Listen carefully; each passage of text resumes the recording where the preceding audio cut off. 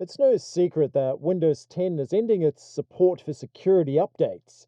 Now, I'm sure the thought has crossed your mind. I mean, that means you're going to need a new computer, unless your current one can run Windows 11. Now, in my case, my system wasn't compatible. I had a HP Z840 workstation, but that doesn't support Windows 11. It doesn't have the security module. So I had to get creative. I was like, I need to upgrade my system, and I want a lot of power from my system. So what are my options? Now, I managed to track down the upgrade on the Z840. It's the HP Z8 G4. Now, you might already be familiar with this system. In fact, you may have seen Linus Tech Tips video on the HP Z8 G5. That is the upgrade on this machine. Now, you may also remember from that video, if you've seen it. If you haven't, definitely check it. It was really good. But what is interesting is the cost. This machine is really expensive, but then you already collected that from the thumbnail. If only Bruce Wayne can afford this machine, what hope is there for you and I of being able to afford it? Clearly, it's just too expensive. I have some good news. I managed to secure one of these systems. Wait, what does that make me? How did I manage to afford it? Does that mean I'm Bruce Wayne? I can confirm I am not Bruce Wayne, but then that's exactly what Bruce Wayne would say. Okay, that's really confusing. Moving on, there is a way to obtain this machine, get it loaded up with incredible hardware to be able to meet your computing needs without needing the support of Wayne Enterprise to afford it. Here it is. We can get up to 56 cores of dual Intel Xeons Gen 1 or Gen 2 Scalables. We can slot in up to 3 terabytes of memory into the 24 memory module slots on this motherboard. We also have the ability to load up 9 PCIe adapters. You heard that right, 9 PCIe adapters. There's 9 PCIe slots. Trust me on this, I'll show you. And to make it even better, there is more than 800 watts of power dedicated just to the GPUs, with 4 6+2 pin adapters ready to go for your GPU needs. And yes, that does mean it's RTX 5090 ready. Forget 4090, that's so last year. Wow, the system's incredible. So get ready, we're going to go through this machine in immense detail. I'm going to take it completely apart to help you make an informed decision. We're going to go through a CPU guide. Going to help you choose the most optimal CPU so we don't have to break the bank. We're going to find the most optimal RAM. We're going to look at what we can fit in this machine, from PCI slots right through to expansion adapters and even into your 5.25-inch bays. We're also going to look at tearing the system apart in case you ever have to do some servicing. And of course, the final thing you would want to know is benching. There'll be a little bit of benching at the end as well. So stay tuned. We have so much to get through. Ready. RACERRRZ Studios presents the HP Z8 G4 Workstation Detailed Overview. We're going to go through this machine to see what makes it of great value in the modern day. We're going to go for a full system overview, CPU guide, RAM guide, PCIe slot guide, how to fit hard drives, how to fit maybe upgraded 5.25-inch bays, removing some of the covers. Let's launch right in. Quick specifications. There are 9 PCIe slots. Can you believe it? This machine is really well equipped. We have those dual Intel Xeons, a whole heap of memory modules, and a very nice anodized case. Now take note, this one's compatible with your Gen 1 and Gen 2 Scalable Xeons. A little bit aged at this point, but really powerful CPUs in that lineup. Now the system itself is absolutely beautifully finished in this black anodized metal finish. We do have this little latch for quick access, and there's a lock so you can lock your system and secure your hardware. And on the rear I/O, we also have a whole bunch of USB 3s, along with dual 1GB Ethernet ports. PSU options, there are 2 to choose from, including one that outputs up to 1700 watts. That's absolutely incredible. Now, what is the ideal use for this machine? Well, there's so many applications in the modern day, from video editing to intensive processing.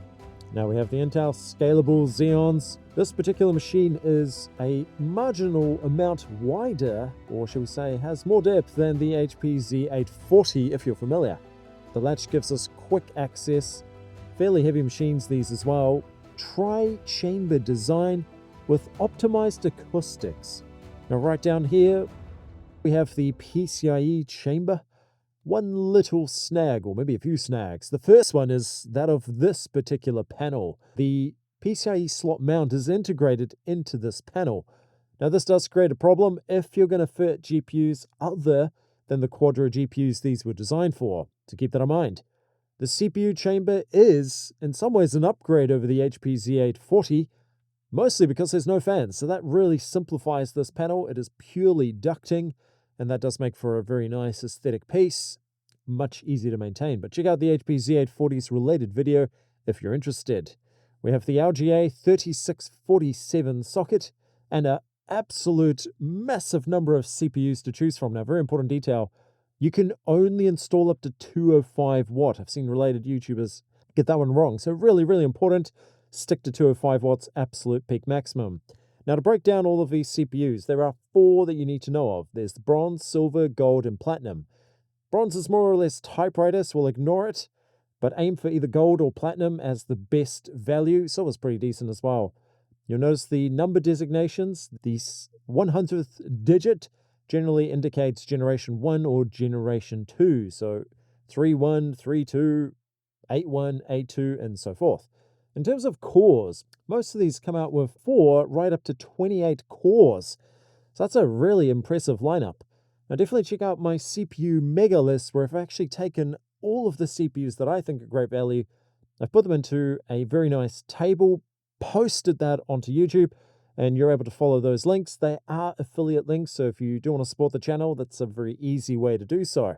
But a very convenient list. They're search links, Amazon, eBay, and it makes it very quick to find the CPUs of interest for you. Now, lots of things to consider here. We have core count, clock speed, memory speed, and even certain specific features on these modules. Take note, most of these support somewhere between DDR4 2133 and up to 2933 megahertz. So decent range. There are lots of different features depending on the particular CPU that you settle for, but I'll give a more detailed CPU guide towards the end of the video. But for now, this is what I've done. I've taken a whole bunch of CPUs that are of really, really good value. I've compiled them into a table, and we're going to go through that a little bit later. But for now, this is a really great resource, the Passmark CPU Mark. If you arrange according to socket type, in this case the LGA 3647, you've got a list of all the CPUs that can fit into this machine. Now, there is one little caveat. The W CPUs, that's the Intel Xeon W, they only support single processor. Therefore, although they work in this machine, you cannot run 2 of them. You can only run 1 in a slot. That would mean a single machine, ideally suited to the HP Z6 G4, however, so keep that in mind. But in the interim, check out these performances. We've got really, really good performance out of these CPUs. And even by modern standards, they're pretty gutsy. I mean, check out this one. 4.6 gigahertz boost, 205 watt max power, and a very solid 28 cores. That's pretty hard to beat even by modern standards. Now, definitely keep in mind, that's a single model, but it will run in your Z8 G4. If you only intend to run 1 CPU, why not? Now, the Platinums are probably the way you want to go, where you will be able to fit a whole bunch of cores on this machine. Now, RAM guide. The RAM's kind of complicated. It's taken a while to figure out what can be inserted on this machine and what's not relevant. Now, very important, we have 12 RAM slots per CPU, giving you a lot of option to install different modules. Now, absolute maximum of 3 terabytes of space. The Gen 1s support up to 768 gigabyte per CPU. Gen 2 support around 1000 gigabytes unless you get a model with more specifications. Now, we'll recommend that you pause on these details because this is going to give you a bit of information on which modules are compatible. They are relatively finicky or fussy. You have to be careful. Now, I actually caught myself out because I bought 2933 megahertz and my dated Gen 1 CPUs didn't support them, so I got caught there, but it's okay. I'll upgrade eventually and then hopefully use those modules. Do you need HP modules in these systems? Now, it's mixed results online. As far as I can tell, it's useful to buy them instead of general, but the non-branded modules should also work as long as they're of the right type and the right specification. Make sure not to mix and match. These systems are really fussy. I've had a lot of trouble getting memory to work correctly. Now, how's my system configured? Well, here's a quick update. We've got the Asus Hyper M.2 V2 with 4 2TB ADATA NVMe's and a RAID. We've got the Zotac Ampolo Extreme RTX 3090 Ti, the Intel X540 T2 network interface card for 10 gigabit networking. I've settled on dual gold 6142 Xeons, netting 32 core, just because of the price point. They're really affordable. Eventually I'll upgrade, but for now, great value. Now, I definitely wanted to go for 4 modules of 2933 megahertz, but in my case, they didn't work because my CPUs don't support them. So, things I learned and pass on to you guys. Now, I've also gone with one of these personality modules. So these carriers are really cool. They can fit up to 2 M.2 NVMe's within the upper PCIe slots in a special adapter. Definitely check out a related technical note from HP for all the details on those. Now, I've also got 2 5.25-inch expansion bays, one for SSDs and one for USBs. And here are those 6-pin plugs. Very nice having the 6 plus 2-pin connectors. We can fit up to a RTX 4090 or even a 5090 if you're that way inclined. Storage guide. Very important detail here. This system supports Virtual RAID on CPU, or VROC. That does mean you're going to need a special adapter in order to use that function. May do a video on that in the future if you would like. In the meantime, there's our SATA and SAS connectors. Take note that support both interfaces, but one little caveat on this particular model compared to previous gens, it doesn't actually have a dedicated SAS controller. And this little window is kind of curious. Be interesting to intrude to see what's in there. That's actually the intrusion sensors mounting location. There's a little lever there for gaining access to those 5.25-inch bays. But thus far, very neat system. There's our PCIe slots where we have quite a lot of them allocated in different regions on this motherboard, with 7 being in the lower compartment and 2 in the upper compartment. Now, the upper 2 are very specific. They only support those HP personality modules. And I did try other modules, but they didn't quite work, so definitely keep that in mind as well. Let's quickly refit these hard drive trays. I will remind they are completely toolless, and they have a very nice modular design and quite sturdy. I have to admit, nice upgrade. The HP Z840s felt a little bit flimsy, but these are really solid and very easy to install. We'll quickly check out the PCIe slots in a little bit more detail. What is really cool on this machine is the versatility when it comes to PCIe expansions. As I mentioned, we have those 8-pin plugs. Slot 1 is a X4 with 4 electrical lanes. Slot 2 is a X16 with 16 electrical lanes. Slot 3 is a X16 with 16 electrical lanes. Slot 4 also a X16 with 16 electrical lanes. Slot 5, X4 with 4 electrical lanes. Slot 6, X16 with 16 electrical lanes, and slot 7 is a X4 with 4 electrical lanes. Slot 9 is a X8 with 8 electrical lanes, and we also have slot 8, which is a X8 with 8 electrical lanes. Those are all PCIe specification 3.0. That might be the only downside on this particular system, a little bit older, but in saying that, it was released before the PCIe 4.0 update. So we can't blame them. But there's my system in the meantime, fully equipped, and I will mention it's actually rendered this video, so it's working really, really well, and a lot of videos in the past as well. Really cool system. But stay tuned, future videos where we go through this in a bit more detail, particularly how I installed all the components and problems that I ran into, because this used to all belong inside my HP Z840. Now, reinstalling the CPU fan shroud is fairly straightforward. Just keep an eye out for these little hooks, and for the lower shroud there is going to be a bit of a problem. If you're running gaming GPUs, you will have to leave this out because it just won't clear, designed for those quad rows. Okay, we're reassembled. Now, I feel like we need to intrude upon this sensor. Let's see what's cooking in here. Well, that doesn't look too impressive, but presumably that's where our intrusion sensor would mount, should your machine have one of these, and I feel like that was a feature on the HP Z8 G5 as well. Now for the side panel. Don't neglect your side panel. Lots of useful information. First thing, confirmation of the system details, the HP Z8 G4. We have a very nice schematic of all the key parameters on our motherboard, from pinouts to key locations where you can modify your system. And also take note of the diagnostic trouble codes. They can come in quite handy should your system run into some problems. Now also of particular use is your memory installation guide. This is a very brief guide, but it does give you the order of where the module should be inserted according to your specific configuration. Definitely check that out. But let's go further than anyone has gone before, except for HP, of course.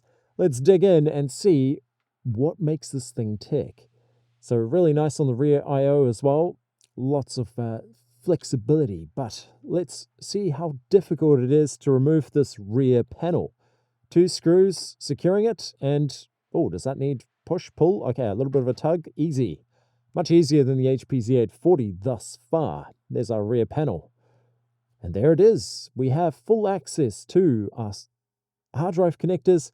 We can even now nicely see the PSU's arrangement. Now, what is really nice on this system is the dual PSU cooling fans.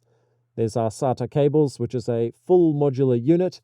You will have to replace that if you run into problems, and that means replacing all of them.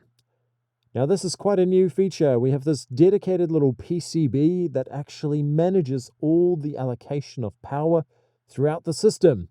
That's quite unique to this model. I haven't seen that on the previous models. Another little mounting hole there, and this little pocket here is quite curious. It's obviously for the 5.25-inch bays in order to mount some of our drives, but I am curious. We could probably fit an SSD in there. Maybe some flash storage. Oh, wait, no, that's not the right one. That looks like a slightly older one. Love this game, though, by the way. Really, really cool. But let's grab an actual SSD. Yep, no, that's better. Can we fit an SSD in here? This is like a little secret compartment. Great for your OS, perhaps.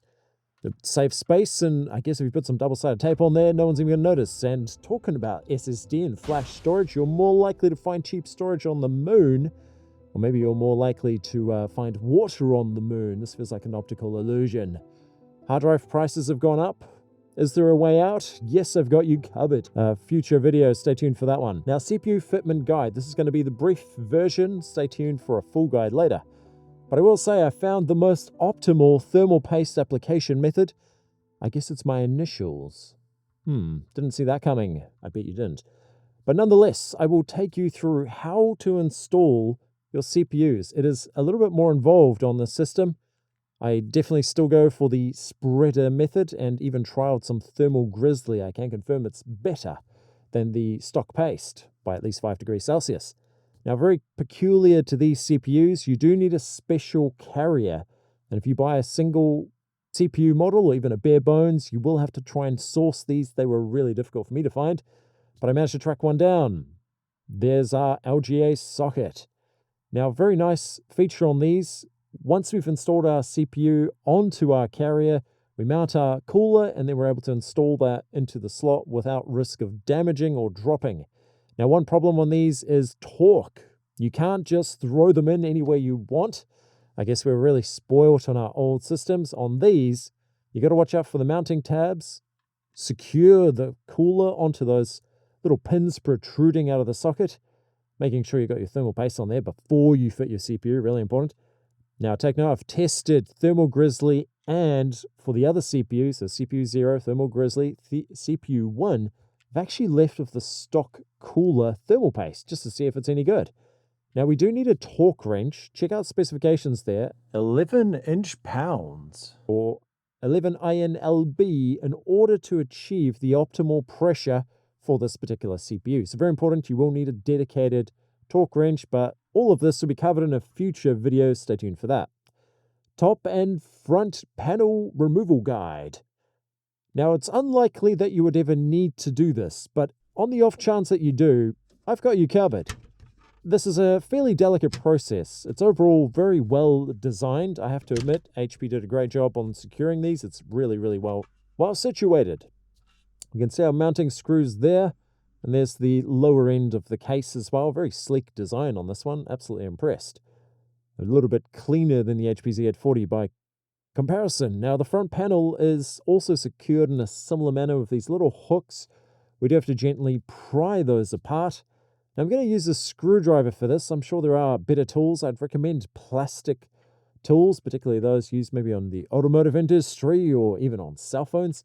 But being incredibly gentle here, do not want to damage and or break the case. That would not do my videos any good to see a broken case. So stay tuned. If I do discover I've torn it apart, you may see that on my videos. Not good. But so far, really good. It is a very delicate process to get this off. You have to gently pry all the way around to get those hooks to release.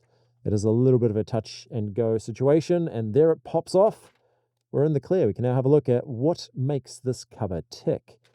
Now, incredibly well designed. It's actually quite a sturdy panel, I will admit, and it doesn't feel like it's going to break, but definitely keep that in mind. It will not be something that you'll readily find should you break this panel.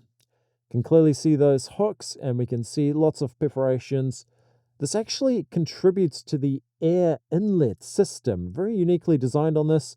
HP does usually partner with BMW for their induction system on these computers, which is really, really cool. Now, one interesting thing, the HP Z8 G4 has a dedicated dust filter. Now, looking at this, I feel like it's identical in design, but I can't find a part number for the HP Z8 G4. So, curious question, maybe, just maybe, the Z4 dust filters might just fit in the HP Z8. There is a chance. You can even see the little hooks here to hold it in place. So I'm not sure, I haven't confirmed it, but maybe, just maybe, you could fit some dust filters. Here's our upper bay. You can see those perforations there. Designed for the air inlet so we can get some nice fresh air into our system.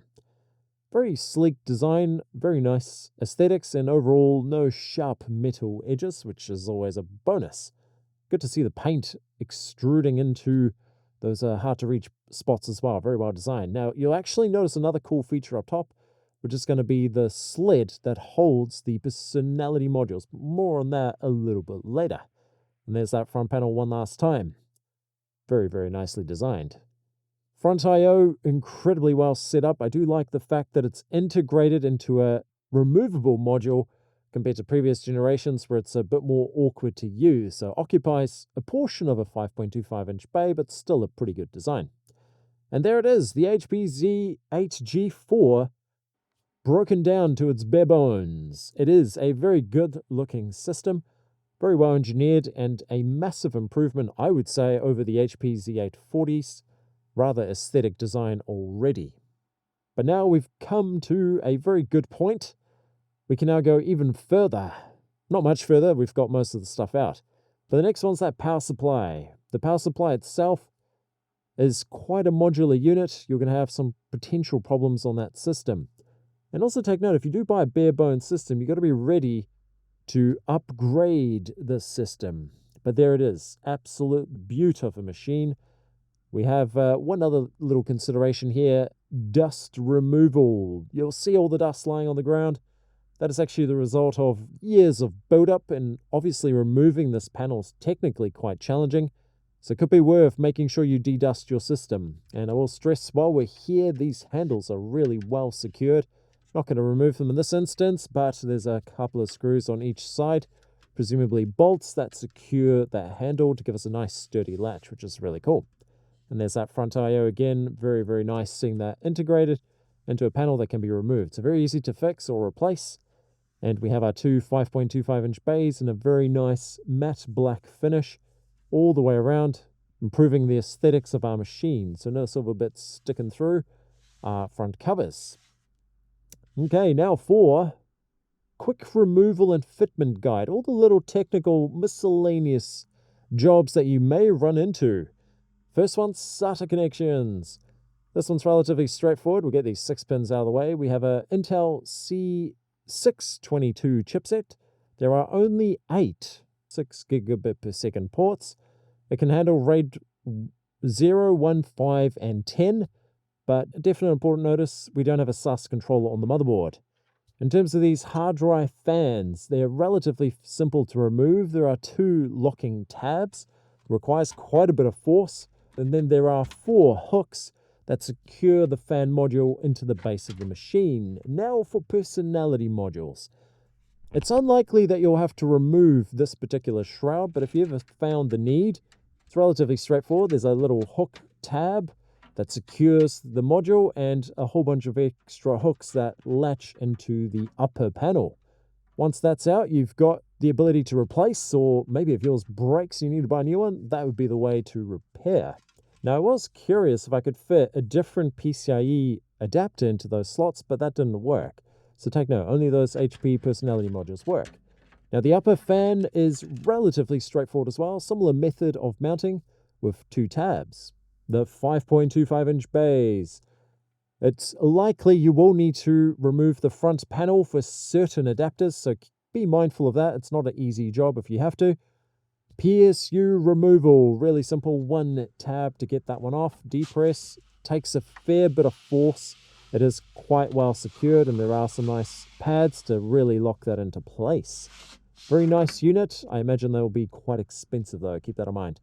Rear I/O, we have a power button, speaker, mic headers, serial ports, 6 USB 3.0s. We have 2 1 gigabit Ethernet ports, as well as those PS2 legacy ports if you need them, and obviously your PCI. Now, PSU power distribution cable. Check the part number there. This is quite a unique item specific to this machine that's going to help distribute the power around the machine. Now, very interesting on that one. Very, very unique to the system. And there it is, nearly bare bones, minus the motherboard and all the other bits.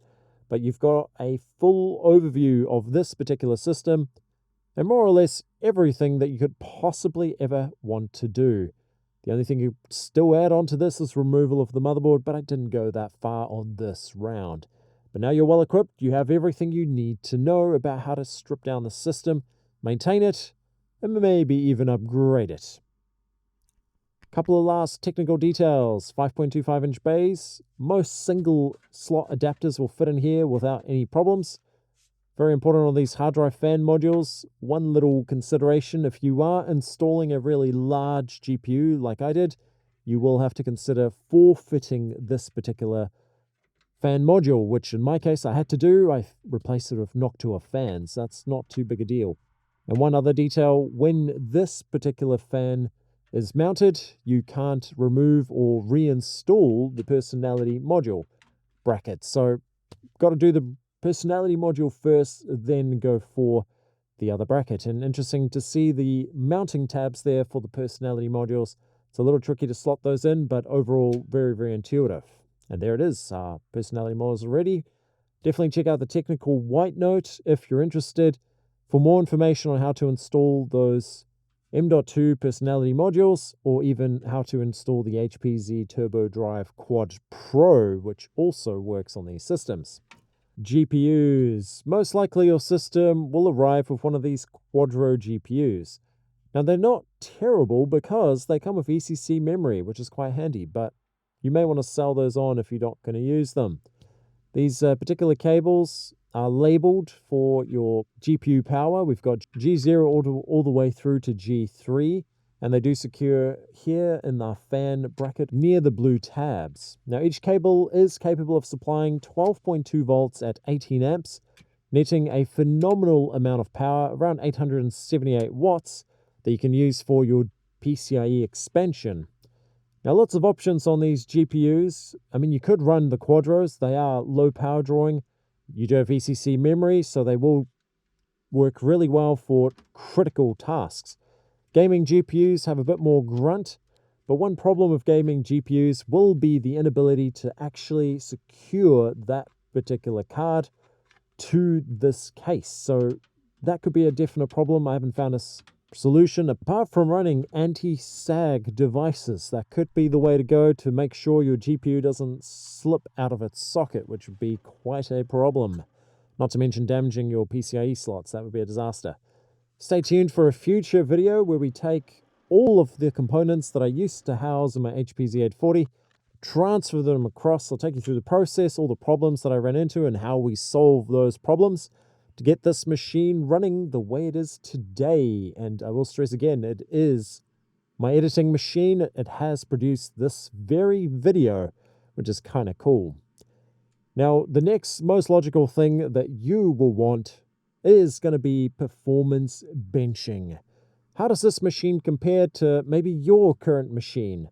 The best way to know is to look at the data that I present and to compare. But right now, very happy with this machine. As I said, RTX 3090, we've got the dual gold 6142s, and even a RAID 0 storage pool. And I'm also booting from a 1 terabyte Samsung SSD, NVMe. So let's check out the full specifications there. Well worth installing 10 gigabit Ethernet connectivity on the system as well. Unfortunately, they missed out on that upgrade, coming with release of only two 1 gigabit Ethernet connectors.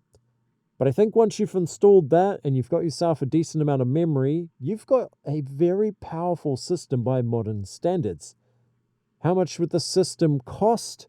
The costing is going to vary quite a bit depending on this machine. Generally, you should be able to pick them up somewhere around 800 to maybe up to as much as maybe 4,000 US dollars. Those prices will vary dramatically depending on the CPUs that are present.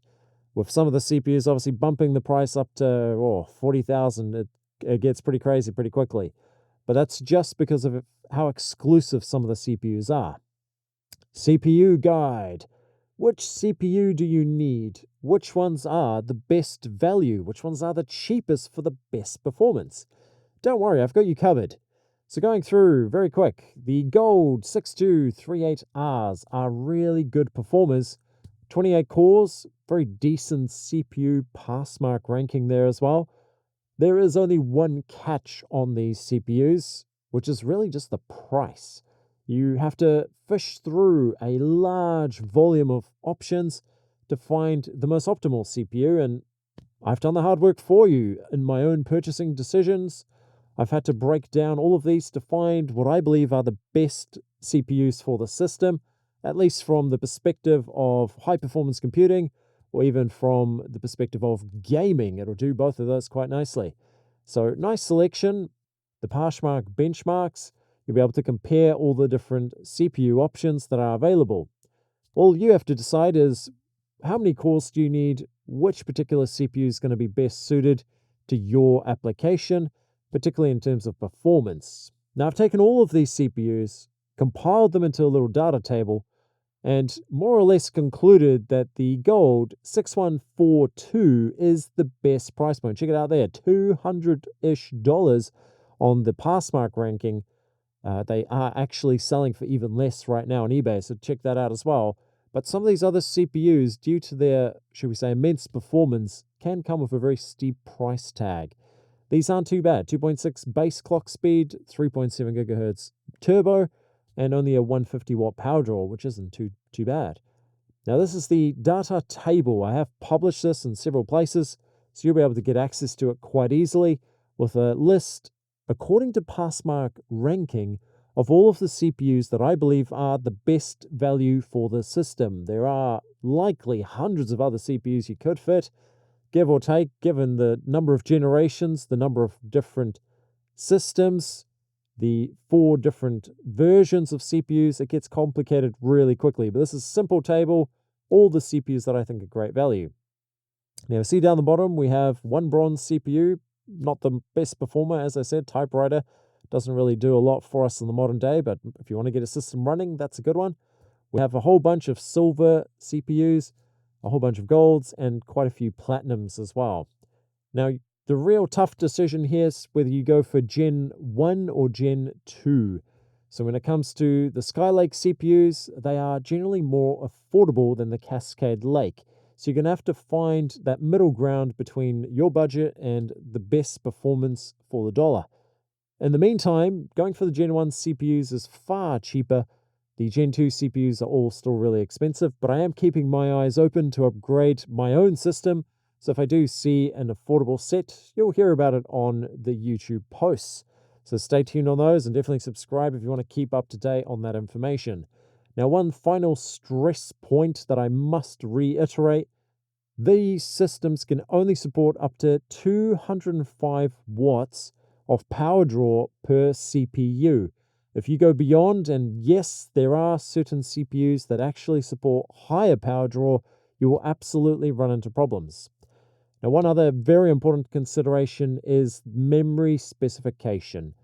Not all of these systems can run all the frequencies that you may want, so you're going to have to check very carefully for your desired CPU what are the memory bandwidths that it does support.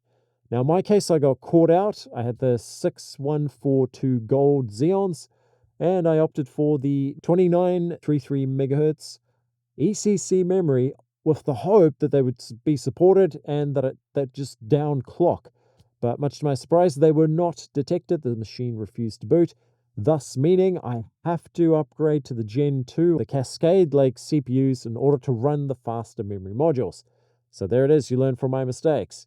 Now, in terms of temperature range, very important to keep an eye on the ideal max temperature for your given CPU and making sure you stick within that range. Now, the 6142 Golds are hovering somewhere around 85 degrees as their optimal max temperature, but definitely check that out. Some of the other CPUs have a slightly higher limit, which could be of benefit, but it really depends on how you use them.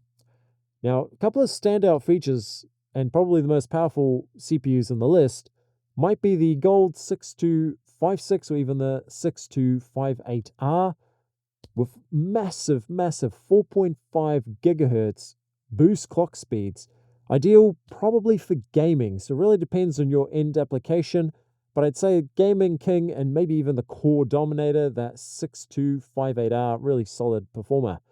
Now, in terms of the all-rounder, I've settled on the 6142 CPUs I'm currently using. They achieve quite a lot of performance for the money.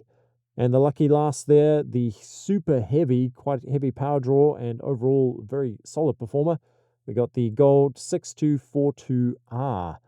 But definitely check out the pricing. I've tried to keep the pricing up to date as best as possible, but the prices are wildly different depending on the particular CPU that you settle upon. So definitely scope that out and find the CPU that suits your budget. Now, talking budget, let's quickly log into eBay and have a look at the prices for some of these CPUs. Now, as I mentioned, the pricing can get crazy really quickly, so you have to hunt around. Make sure that they're functional. $5,000 for these ones. That's New Zealand, probably around $3.5 US. So that's not a cheap CPU, especially when you need two of them. I didn't opt for these. I definitely don't have the budget to afford these kind of CPUs. So what you want to do is wait. We play the waiting game. These prices come down over time due to the hardware aging. At some or another point, you'll get them cheap. So here's the 6142s that I settled upon. They are really cheap by the comparison. But definitely scope it out. Depending on your budget and the system requirements, you may be able to find a really good deal on some of the more powerful CPUs. We've made it through. That is one full breakdown of the HP Z8 G4. You definitely can use these machines for lots of different applications. The number one application for me has been video editing, but it does perform really well gaming, and it also performs really well on benching. I'm sure you're keen to see how the system performs in benchmarks. So I've only run a few of the common benchmarks. If you have a request, send that through as well. I can always run some additional benchmarks. But let's see, how does it do in what is a gold standard, the Passmark Performance Test. This is version 11. Did the quick fly through. I also had hardware info recording in the background in order to get us a little bit of data. Now, there's the rating. Compare it to your current system.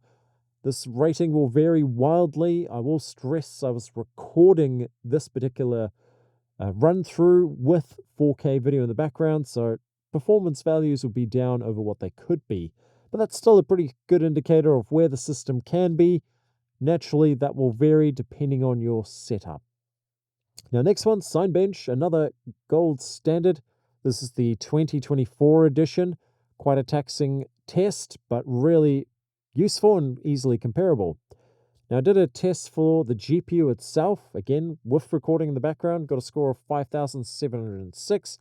Not as good as it should be, but somewhere in that ballpark. Keep in mind the PCIe 3.0 slot may limit your GPU slightly, so your benches may be lower than what they should be. But very nice to see the CPUs doing their job. Now, one curious problem with my CPUs, on my system at least, was thermal peaking. This CPU, the Gold 6142, is rated to 85 degrees Celsius max, but I was seeing over, or at least up to 95 degrees Celsius, and I wasn't comfortable with running that for 10 minutes, well beyond its operating temperature, particularly when Signbench is quite a full-on test, 100% load. So instead, I stopped the test. So sorry, you don't have any data for it. That does raise a whole different problem, which is this isn't even the most powerful CPU. Why is it not able to cool the CPU? That is interesting. I feel like the fan rates are a little bit slow. I would have wanted them to flare up the speed a little bit quicker. Might be a way to adjust in the BIOS, but then your system baseline fan speeds go up and your noise goes up. So fine line between that, but I'm sure with higher fan speeds it probably would be okay. Now another quick bench, the Puget bench for Photoshop. Maybe do some 2D image editing or maybe even 3D image editing. Photoshop's a great platform. Let's see how it performs. Again, you can compare the score with your own system to see how much better it is relative to your current setup. And I will stress again, background applications were running and there was also the screen recording. So naturally, it can perform better if we take away some of those strains. But there it is, just shy of 3,500. Not too bad a score, and I put that one out on the public domain as well, so you can check it out online.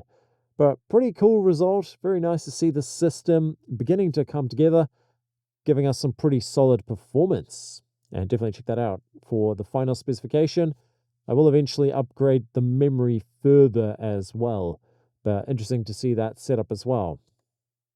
Okay, we've made it through. Final snippets. There's that summary for this one. They also have a DaVinci Resolve one. I probably should do that. And one more final bench. This is the Blender benchmark. Again, with software in the background, so not the highest score that it could be. Wow, that was intense. We made it through. That is the benching done. Okay, that wraps up the HP Z8 G4 overview. It is an incredible system, and you can absolutely expect more videos that are going to detail some of the more technical things on each of those particular processors. Definitely the CPU guide you will find of benefit. We're also going to have a quick RAM guide where I slow down that process and take us through installation and any potential problems. We can also stay tuned for potential upgrades that I do to the system. I am still planning eventually to upgrade my CPU, so stay tuned for all of those. Future videos. What can we expect? What's coming up for the channel in future content? Well, I do have quite a few interesting videos coming up. Stay tuned for the Frankenstein mini PC build. That's taking shape really nicely. We'll see where that system goes, but thus far, really solid performance using Proxmox, lots of VMs to manage a very nice little pool of SSDs that I got on the cheap from AliExpress. So far, they seem to be reliable, but definitely stay tuned for that particular overview. We also have some upgrades coming for the HP Z840 workstation, which is my TrueNAS server. Going to take some nice little add-ons, particularly regarding the RAM fan module, which is required if you want to run more than 4 memory modules.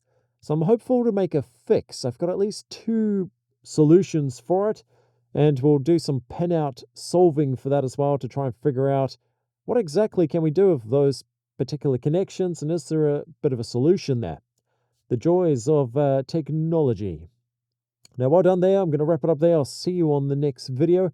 Hopefully you found that of use, and I'll see you on the next one. Stay tuned.